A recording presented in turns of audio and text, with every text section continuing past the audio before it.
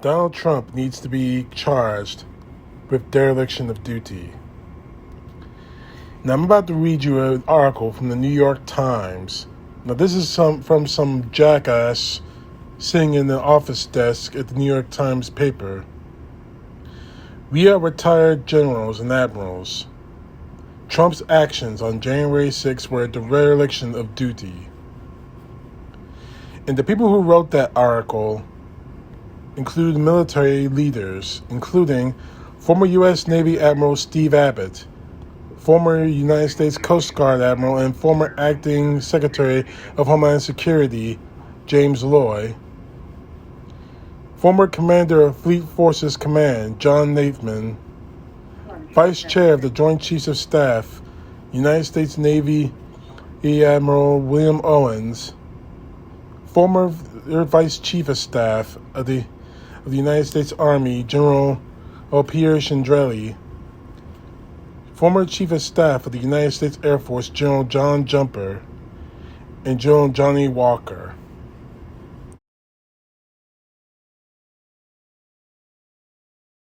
The inquiry by the House Committee on January 6 has produced many startling findings, but none to us more alarming than the fact that while rioters tried to thwart the peaceful transfer of power and ransacked the Capitol on January 6, 2021, the then President, the Commander-in-Chief, Donald Trump, abdicated his duty and to preserve, protect, and defend the Constitution of the United States.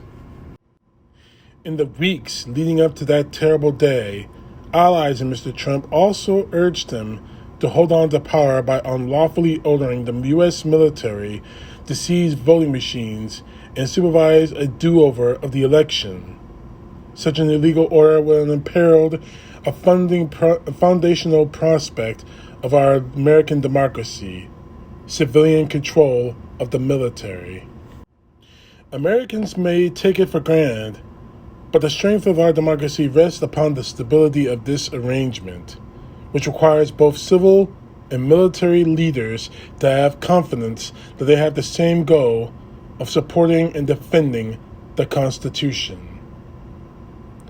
We hope that the country will never face such a crisis again, but to safeguard our constitutional order, military leaders must be ready for similar situations in which the chain of command appears unclear or the legality of orders uncertain.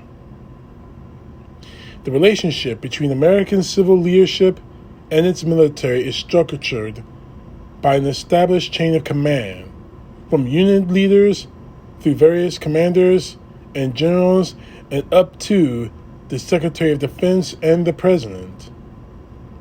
Civilian authorities have the constitutional and legal right and responsibility to decide whether to use military force.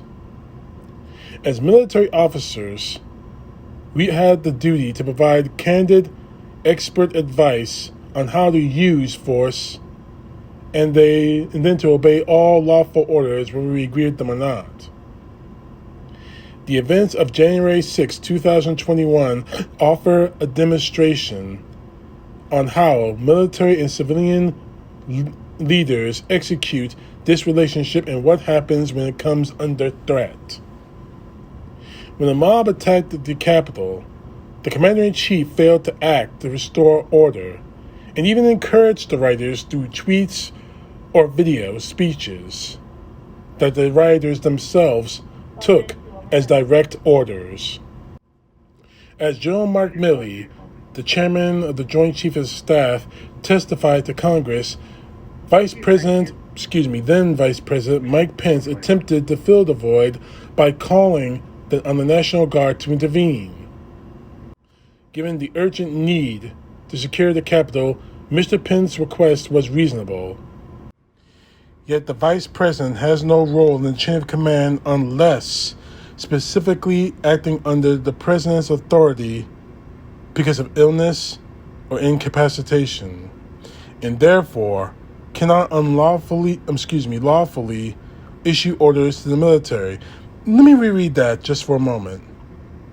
Given the urgent need to secure the capital, Mr. Pence's request was reasonable, yet the Vice President has no role in the direct chain of command unless specifically acting under the President's authority because of illness or incapacitation, and therefore cannot lawfully issue orders to the military. Donald Trump was not ill, at least physically, or incapacitated. He was awake, unaware of what happened on January 6th, and chose not to act. Moving on from the article, members of Congress who also pleaded for military assistance as the mob laid siege to the Capitol are in the same category.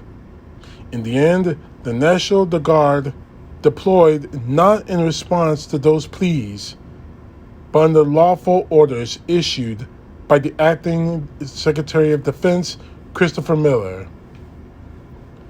Should civilians on top of the chain of command again abandon their duty or attempt to abuse that authority, military ranks can and must respond in accordance with their oaths. Without a lawful order from appropriate command authority, they cannot unilaterally undertake a mission. Concurrent with a duty to obey all lawful orders is a duty to question and even disobey any unlawful orders. Those are persons of, quoting, of ordinary sense and understanding, unquote, as a court of military review ruling put it, will it know to be wrong. Operations on American soil must also specifically comply with the standing rules for the use of force, which limit the use of force, but explicitly authorizes it to protect people from imminent threat of death or serious harm, to defend assets vital to national security, and to prevent the sabotage of nationally critical infrastructure. The United States Capitol fits everything of what I just said here. These are essential checks on civilian officials who would make unlawful use of the United States military personnel. Governors who possess broad command authority over the 54 National Guard organizations, for example, may face political pressure to deploy these forces to illegally interfere with elections and other democratic processes. To recognize these threats to our democracy, military leaders must continue to develop robust training, guidance, and resources for service members in accordance with these safeguards, ensuring the integrity of the chain of command, an effective operation in civilian-military relations. But while such preparedness is necessary, it is not sufficient. We each took an oath as former military leaders of the armed forces to support and defend the Constitution of the United States against all enemies, foreign and domestic.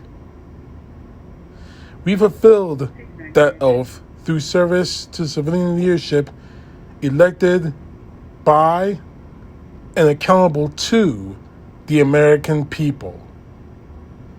This essential arrangement, however, is not self-executing.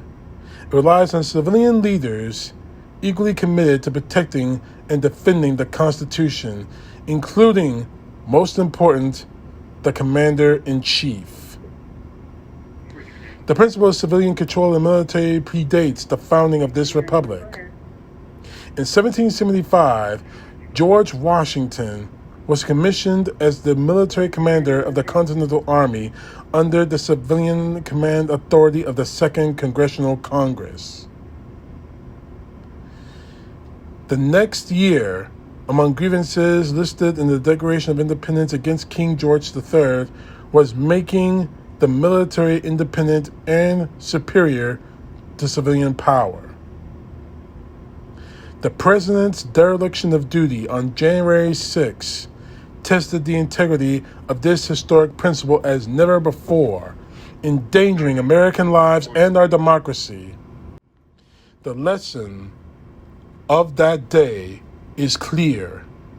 Our democracy is not a given.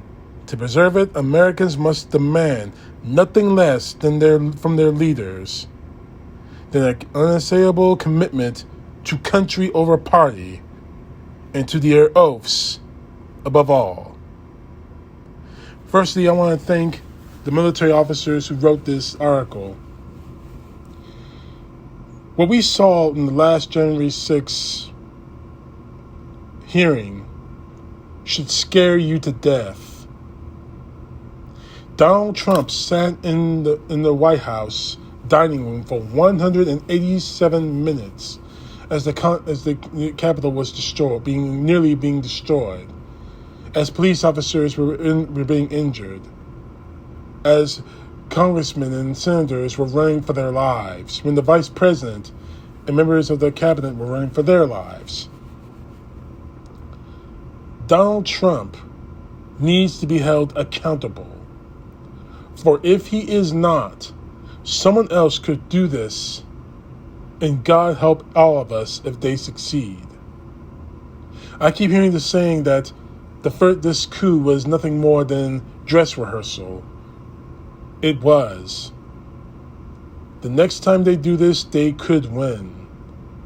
And a lot more lives will be lost, and our country will be destroyed. I prevail once again upon the Department of Justice to arrest, charge, indict, bring to trial, find guilty, and imprison Donald Trump and his band for the crime of treason, and specifically for Donald Trump, dereliction of duty. The proof is, we just saw the proof. Now it is time to enforce the law. CTP, know the truth. God bless. Peace to the left, justice to the right.